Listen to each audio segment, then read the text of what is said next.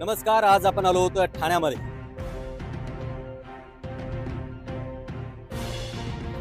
आपल्या लोकशाही सगळी धोक्यात आली नाही, समूळ नष्ट झाली. नमस्कार. आज आपण आलो होतो ठाण्यामध्ये. खरं तर सगळ्यात महत्त्वाची महापालिका, मुंबई नंतरची महापालिका म्हणजे ठाणे. विशेष म्हणजे आता सध्या या ठिकाणी एकनाथ शिंदेचा हा बालेकिल्ला मानला जातो आणि याच ठाण्यामधल्या महापालिकेच्या निवडणुकीमध्ये चुरस निर्माण झाली आहे. आपण पाहतो की या ठिकाणी जवळपास आतापर्यंत तरी 7 नगरसेवक बिनविरोध निवडून आले आहेत आणि या ठिकाणची जी निवडणूक आहे ही अतिशय महत्त्वाची निवडणूक मानली जाते.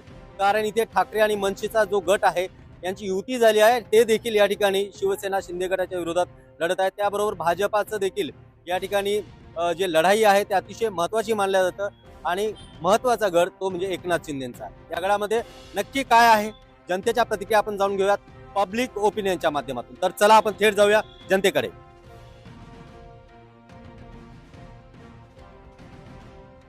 तर आता ठाणे महापालिकेच्या निवडणुका आहेत, काय सांगा? तुम्ही छापणार की काय कमी करणार त्यात? नाही, सगळं छापणार. तुम्हाला वाटेल ते बोला. सांगा, महापालिकेच्या निवडणुका आहेत, काय वाटतं इथलं राजकारण? काय भ्रष्टाचार आहे, सगळा भ्रष्टाचार आहे.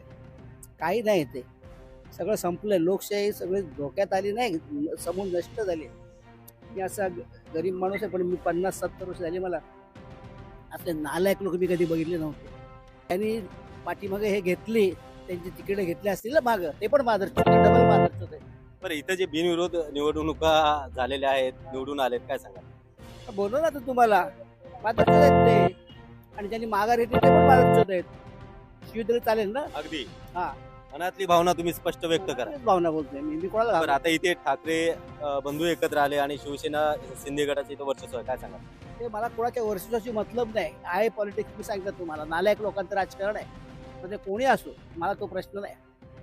कोण वर्चस्व आहे, कोणाचं खाली आहे, ते मला प्रश्नच नाही. नालायक लोकांचं राजकारण आहे इकडे. नालायक आहेत, एकदम नालायक सगळेच.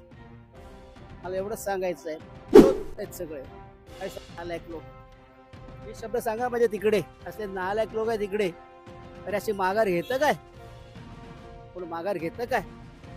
नालायक साले कोणी असो, माघार घेणारे पण आणि माघार ज्यांनी पैसे वाटले असतील ते पण, सगळे नालायक आहेत. अगदी आपण काकाच्या प्रतिक्रिया या ठिकाणी जाणून घेतल्या आहेत. खरं तर राजकारणामध्ये काही लोकांनी संताप व्यक्त केला आहे आणि पाहायला गेलं तर या राजकारणामध्ये ठाण्यामध्ये नक्की काय होतं हे पाहणं देखील गरजेचं आहे.